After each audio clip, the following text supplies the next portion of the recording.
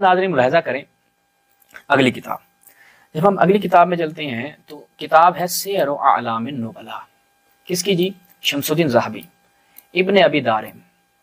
ابن ابی دارم جو ہے وہ اس کا متوفہ ہے 352 ہجری، 352 ہجری میں اس کی وفات ہوتی ہے، جس کے لیے تعبیر کیا نقل کی ہے شمس الدین ذہبی نے؟ الامام الحافظ الفاضل۔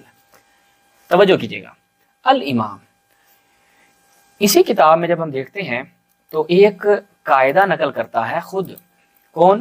شمس الدین ذہبی، اسی کتاب میں جلد نمبر 7 صفحہ نمبر 409 کیا کہتے ہیں؟ ملاحظہ کیجیے، اذا ثبتت امامت الرجل وفضلہ، کہ جب کسی شخص کی امامت اور فضل ثابت ہو جائے، لم یضرہ ما قیل فیہ، کہ جب کسی شخص کی امامت اور اس کا فضل ثابت ہو جائے، جو کچھ بھی اس کے بارے میں کہا جائے کوئی ضرر نہیں پہنچتا، جب کسی کی امامت اور اس کا فضل ثابت ہو جائے۔ اور ملاحظہ کریں دوبارہ اپنی اس کتاب میں کیا ہے؟ الامام الحافظ الفاضل، اس کا امام ہونا بھی ثابت ہے، اس کا فضل بھی ثابت ہے، اس کے بعد جو کچھ بھی کہا جائے کوئی ضرر نہیں پہنچاتا۔ یہ نقطہ آپ نے ذہن میں رکھنا ہے، یہ وہ مبنی ہے کہ جو خود شمس الدین ذہبی نے اپنی کتاب میں نقل کیا ہے۔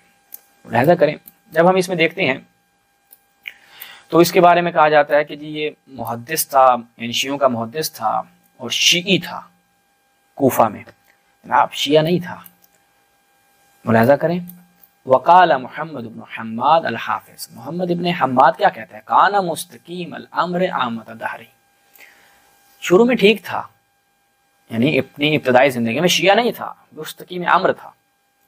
ثم فی آخر ایامہ کان اکثر ما یقرأ علیہ المطالب، اپنے زندگی کے آخری ایام میں اس کے لیے بہت زیادہ مصالب بیان کیے جاتے تھے، یعنی شیخین کے مطائن بیان کیے جاتے تھے۔ کہتا ہے حضرتہ، میں خود حاضر تھا ایک مجلس میں، رجل یقرأ علیہ ان عمر رفض فاطمہ حتی اسکتت محسنہ، کہتا ہے خود ایک میں مجلس میں حاضر تھا، ایک شخص جو ہے یقرأ علیہ، رجل یقرأ علیہ، اس تعبیر کو میں تھوڑا سا کھولتا ہوں اپنے ناظرین کے لیے۔ ایک دفعہ کیا ہے کہ شاگرد جو ہے وہ پڑھتا ہے اور استاد سنتا ہے اور استاد تائید کرتا ہے۔ ایک دفعہ استاد پڑھتا ہے اور شاگرد لکھتا ہے، جب استاد بول رہا ہو اور شاگرد لکھ رہا ہو تو ممکن ہے اشتباہات کرے، لیکن جو دوسری روش ہے، دوسری روش میں یہ ہے کہ استاد شاگرد کو کتاب پکڑا دیتا ہے، وہ جو عقائد اس کے نزدیک ہوتے ہیں وہ کہتے ہیں اسے پڑھ، اس کے بعد تائید کرتا ہے اور تشریح کرتا ہے اس کی۔ تو یہاں پر کیا ہے کہ ایک شاگرد جو ہے اس کا، اس کے سامنے پڑھتا ہے، کیا پڑھتا ہے؟ جس کی وجہ سے انہوں نے کہا کہ یہ رافضی ہے، غیر سکہ ہے، اور بہت سے الفاظ ہیں، وہ ہم اس کے بارے میں ابھی گفتگو کرتے ہیں۔ کہتا ہے ان عمر رفض فاطمہ حتی اسکتت محسنہ، جو مصالب اور مطائن بیان کیے جاتے تھے جس کی وجہ سے یہ غیر سکہ ہو گیا، اور جس کی وجہ سے اس کے اوپر انہوں نے کہا کہ یہ شیعی تھا، شروع میں ٹھیک تھا، خود اعتراف کر رہے ہیں، بعد میں جا کر اس کے اوپر مصالب اور مطائن شیخین بیان کیے جانے لگے۔ وہ کیا تھے کہ عمر 352 اس کا متوفہ ہے کہ عمر نے جناب زہرا سلام اللہ علیہ پر ظلم ڈھایا اور ان کا محسن جو بیٹا تھا وہ شہید ہو گیا۔ کہتا قلت شیخ ضال معفر، شیخ دال گمراہ معفر لغزش کار ہے، یعنی لغزشوں کا شکار ہے۔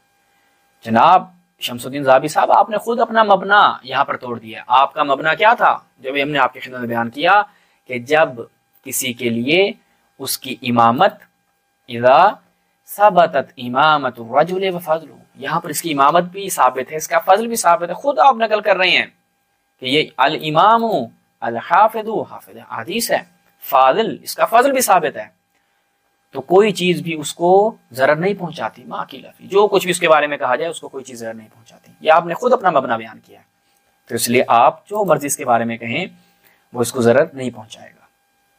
تو یہاں تک ناظرین یہ چیز واضح ہو جاتی ہے کہ یہ تشیع کا عقیدہ کوئی ابان بن ابی عیاش پر فقط موقوف نہیں ہے، سلیم کی کتاب پر موقوف نہیں ہے، بلکہ یہ اس وقت کا اس قدر رائج عقیدہ تھا، تشیع کے ہاں اس قدر مسلم تھا کہ تمام مورخین نے اس کو تشیع کی طرف نسبت دی ہے۔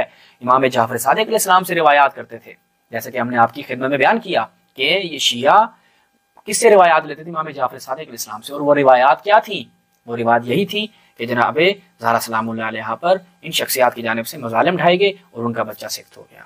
تو اب آج کے بعد ہم آپ مومنین کی خدمت بیان کریں گے، اگر کوئی شخص، کوئی نادان یہ اٹھ کر کہتا ہے کہ یہ فقط سلیم کا جو ہے اس کی کتاب کا گھڑا ہوا افسانہ ہے، تو ان جناب سے کہیے کہ بھائی یہ فقط سلیم کی کتاب پر منحصر نہیں ہے، بلکہ یہ تاریخی طور پر ایک مسلم حقیقت ہے، اور تشیع کے ہاں یہ راسخ اور رائج عقیدہ رہا ہے۔ السلام علیکم ورحمۃ اللہ۔